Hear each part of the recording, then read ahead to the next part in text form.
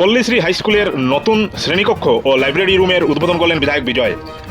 রামনগর শিক্ষাখণ্ডের অন্তর্গত পল্লীশ্রী হাইস্কুলে নতুন শ্রেণীকক্ষ ও লাইব্রেরি রুমের ফিতা কেটে উদ্বোধন করেন বিধায়ক বিজয় মালাকার ও হাইস্কুলের প্রধান শিক্ষক শিবশঙ্কর ভট্টাচার্য। তারপর প্রদীপ প্রজ্বলনের মাধ্যমে ওই দিনের অনুষ্ঠানের শুভ সূচনা করেন বিধায়ক বিজয়।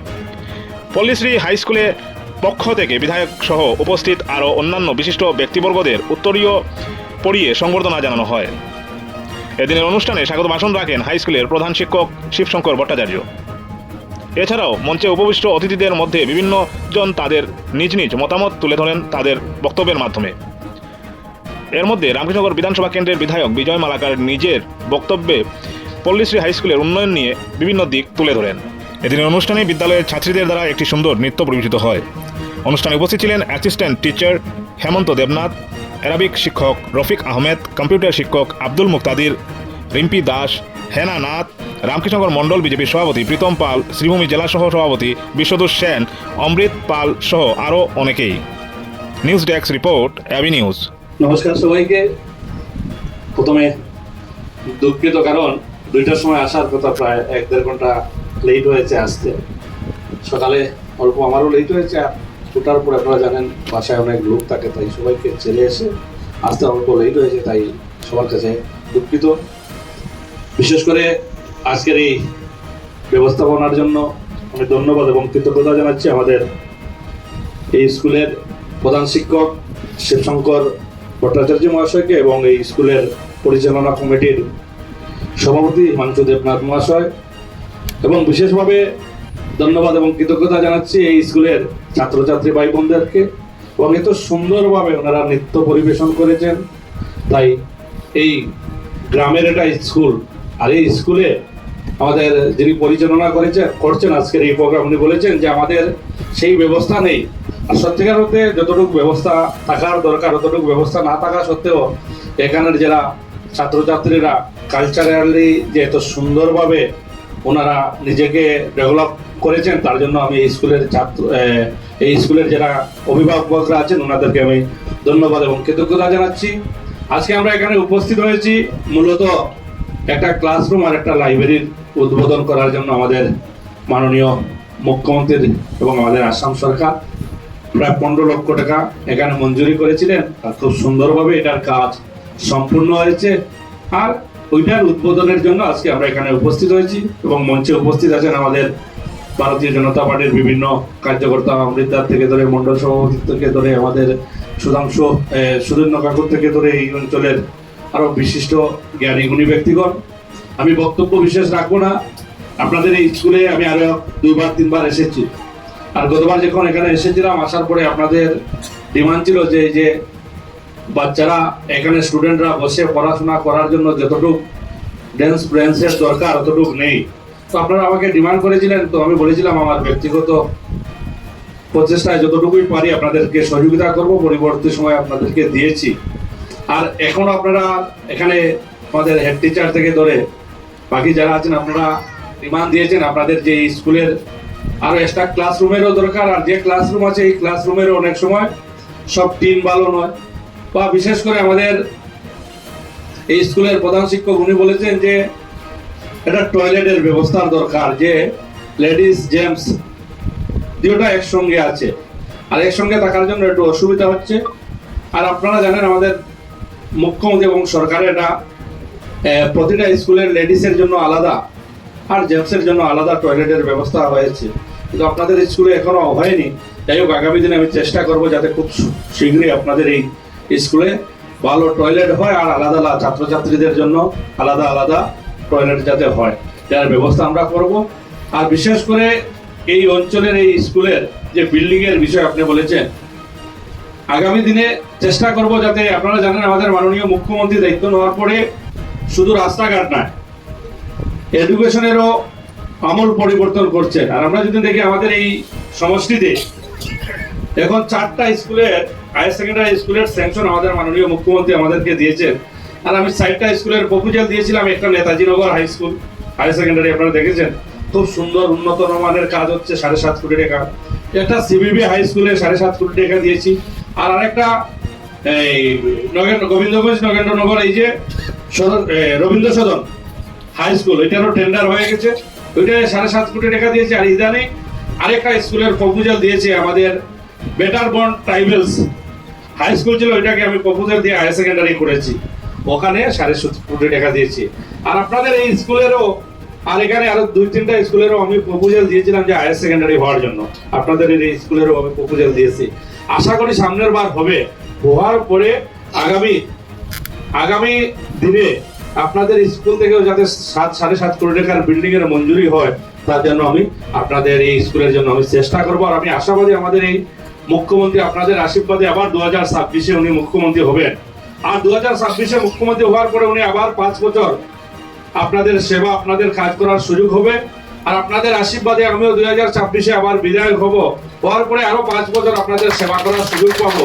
আর আমি মনে করি এই 5 বছর 6 বছরে আপনারা দেখেছেন রাতাবাড়ির অনেক উন্নয়ন, অনেক পরিবর্তন হয়েছে। আর আগামী 5 বছরে আপনাদের যা যা এখনো যা ডিমান্ড বা যা ছোট ছোট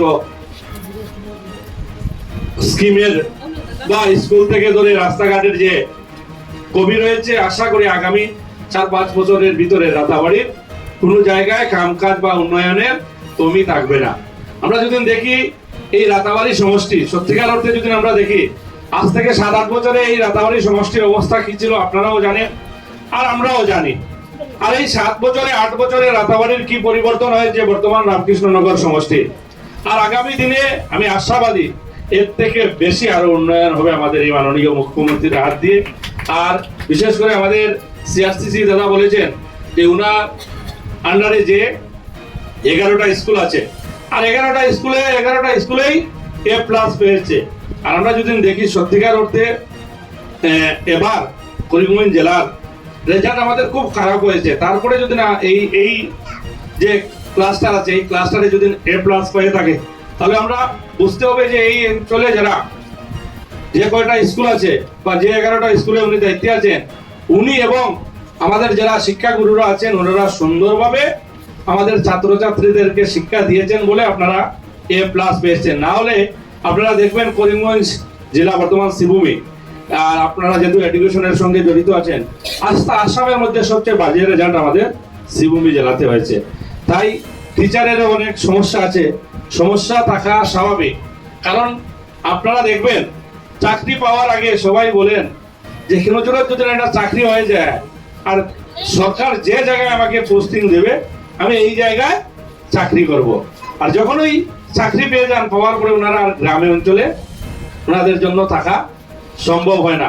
ওনারা চাকরি পাওয়ার পরের দিন ওনাদের মাথায় থাকে যে আমি শহরে যাব, শহরে গিয়ে চাকরি করব। তাই আমরা সবাই আমাদের মুখ্যমন্ত্রী এবং ডিসির সঙ্গে আলোচনা হয়েছে, গার্জিয়ান মিনিস্টারের সঙ্গে, উনি করিমগঞ্জ জেলা ন্যাশনালাইজ করবেন স্কুলগুলা। আপনারা শুনলে অবাক হবেন, করিমগঞ্জ শহরে এমনও কিছু স্কুল আছে স্টুডেন্ট যদি হয় 50 জন, মাস্টার আছেন 50 জন। আর আমাদের দুর্ভাগ্য, আমরা যদি এই যে ট্রান্সফার পোস্টিং এ লাগি, তাহলে যে টিচারের যারা আছেন আপনারা খারাপ পাবেন না, পরে ওনারা আমাদের পিছে লেগে যান। তাহলে কি আমাদেরও স্যাক্রিফাইস করতে হবে যে আমরা চাকরি পেয়েছি সত্যিকার অর্থে যে যে জায়গায় আছি এই জায়গায় ডিউটি করার জন্য। ঠিক আছে, অনেকের সমস্যা থাকে, হতে পারে, হলে অসুবিধা নেই। কিন্তু আমরা ডিসি সাহেবকে বলেছি যে শহরে এক স্কুলে 20 জন, 22 জন, 30 জন, 40 জন স্কুল। আর আমাদের মতো সমষ্টি যেগুলা গরিব অঞ্চল, আমাদের সমষ্টি ম্যাক্সিমাম স্কুল আছে, স্কুলে আপনারা যদি বুধনে প্রায় 2500-এর উপরে স্টুডেন্ট, 2500 স্টুডেন্টের ভিতরে মাত্র 11 জন টিচার আছে। এই কারণে এবার নতুন অ্যাপয়েন্টমেন্ট হয়েছে।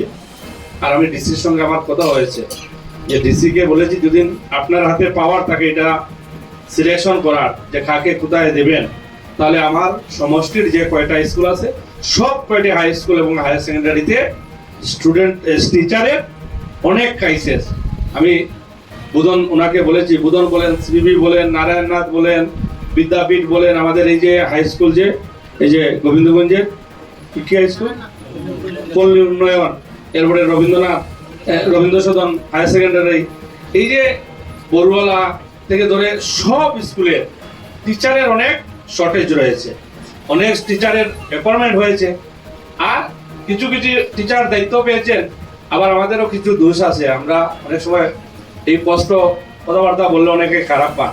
অনেক গুজাই টুজাই থেকে গুয়াহাটি থেকে আমাদের অঞ্চলে যারা পোস্টিং হয়েছিলেন 15 দিন 20 দিন 1 মাসের ভিতরে ওনারা আবার ট্রান্সফার নিয়ে গিয়েছে।